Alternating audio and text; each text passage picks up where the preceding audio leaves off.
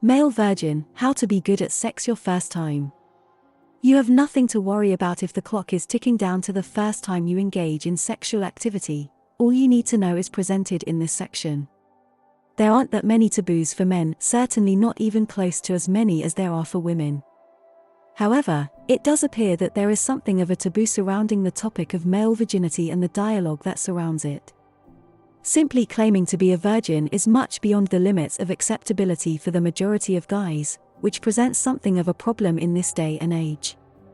Women, for whom being a virgin is a socially acceptable state of being, have access to a wide variety of sources of advice, ranging from their friends to the millions of lifestyle publications and the unlimited amount of online resources available today. For men, on the other hand, the situation is precisely the opposite, and any sound guidance is buried deep beneath layers of macho nonsense and mythology. So you're contemplating engaging in sexual activity for the very first time. And it's possible that you're confused about the best way to go about doing this. And certain things that you've heard have you completely freaked out. You may have been told that you are going to make your partner pregnant, that you are going to develop a nasty-looking STI, or that you are going to break out in itching hives all over your taint. Or that you'll disgrace yourself in front of everyone. You are concerned that it will be uncomfortable or that you will damage your relationship with the person you engage in sexual activity with.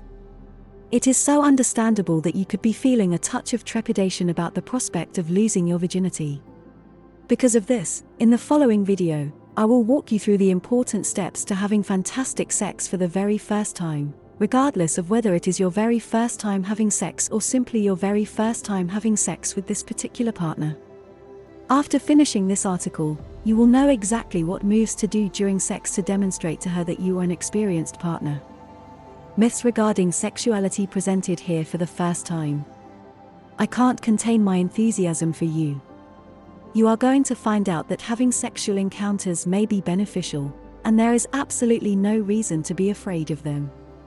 It is enjoyable, it can bring you and your reliable sex partner even closer to one another, and hey, it's good for you. The gloom and doom that you may have been led to believe in health class are not entirely accurate. But before I get into it, there are a few urban legends that I need to debunk right this second. First false belief: everyone is doing it. This urban legend dates back to the time before your grandparents' were even born, and I'm here to inform you that it's completely false. A recent survey found that fewer than half of those aged 22 and younger have ever engaged in sexual activity. And despite this, among persons aged 23 to 27, there are still 12% who have never had sexual relations. I'll be the first to tell you this, but no one cares if you've never been sexually active before or not. Nobody gives a damn about it. Other things, such as whether or not you show respect, matter a lot more. Do you have compassion for other people? Do you not consider yourself to be a huge blowhard? Put your feelings on display for the world to see. Lie to her and say that you've never had a sexual partner. The vast majority of women will find that not only endearing but also admirable, and they will be pleased to assist you in getting through your first period. Second fallacy: losing your virginity is something that simply occurs to you when you least expect it. There is no comparison between losing your virginity and getting struck by lightning. You don't want to trip and fall into the vagina of another person. Although some people may lose their virginity on their own accord, this is by no means the norm. Because here's the thing, adopting an attitude of spontaneous willy-nilly may cause us to feel unprepared, vulnerable, and nervous.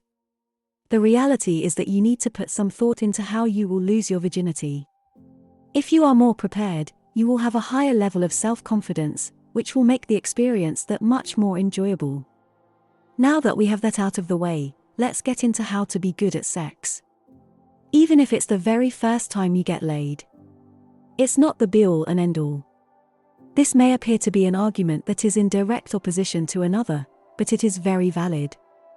A relationship is not solely comprised of its sexual encounters, even though this aspect of it is quite important.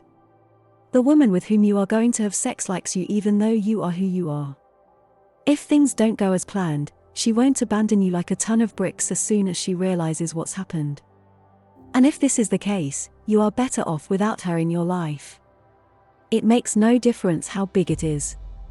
It's normal for male virgins to be concerned about their genital size, but for most women, it's just not that big of a deal.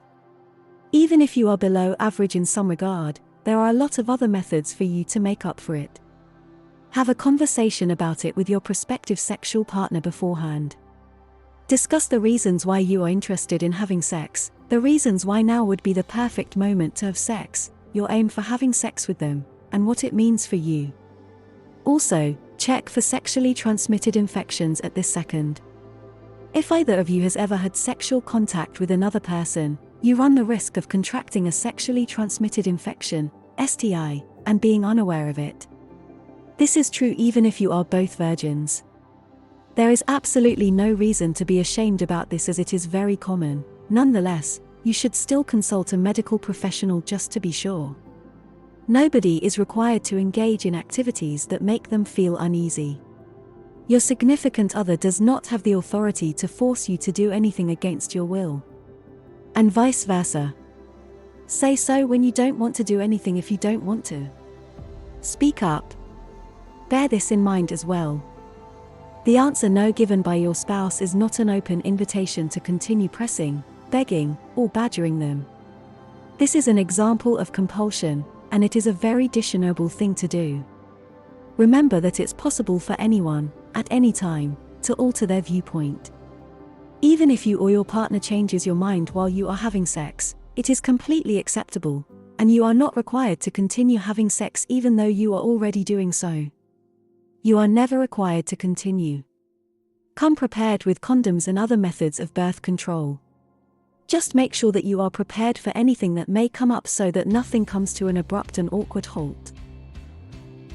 Tip: before you go out, make sure you have some experience putting on condoms. You don't want to be the kind of person that messes around with his junk and sends the condom flying across the room because of it.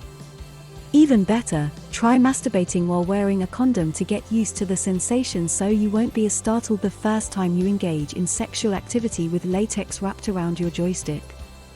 You've undoubtedly already heard that yes, she can get pregnant even if both of you are having sex for the very first time, so this is not the time to feel lucky or take any chances with your sexual encounters together. Do not overlook the importance of foreplay. The rest of your life is going to be like this.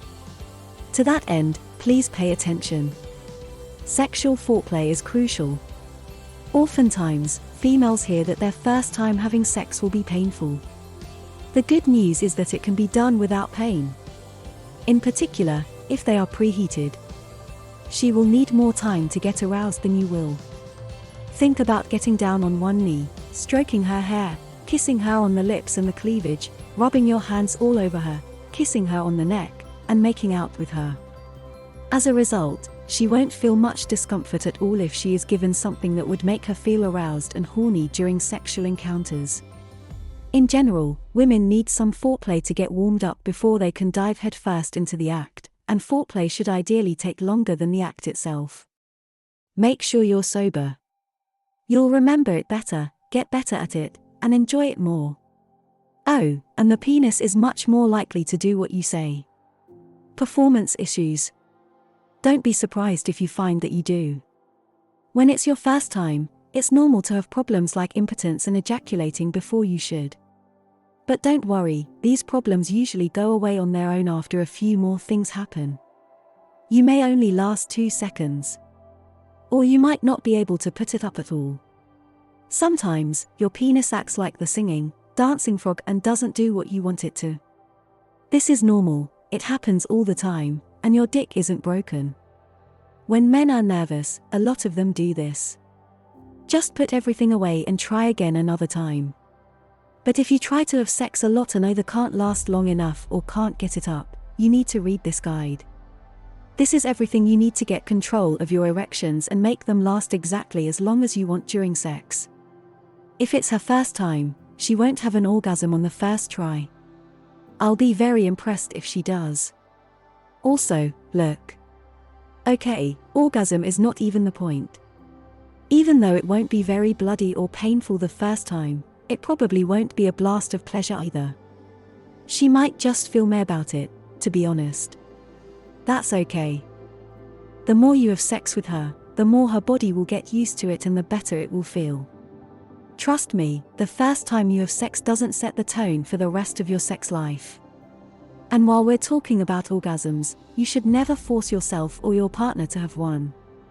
First of all, this isn't likely to happen. And it just adds stress and pressure where they don't need to be. Signs. Checking her answer is the best way to see how things are going. If all she does is lie there and look at the ceiling, it's time to try something else. If, on the other hand, she's panting and groaning with pleasure, you're onto something. Just ask. Seriously, if you don't know what to do or if what you're doing is right, just ask. Women love that kind of attention and will be happy to show you around their bodies. Know that you or your partner might feel something after you've done the deed. This is normal.